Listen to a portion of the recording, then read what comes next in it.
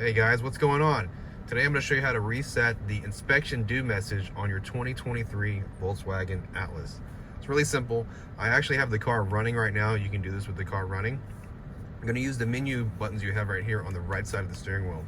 What you're going to do is you're going to scroll over till you get to driving data.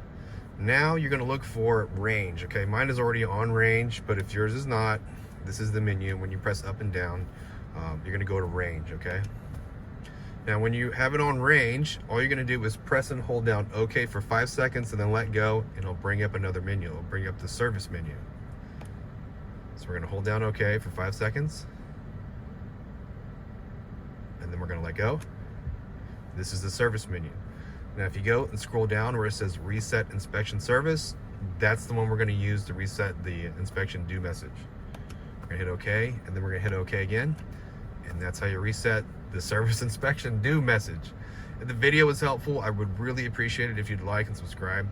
You guys take care, be safe, and I'll catch you in the next one.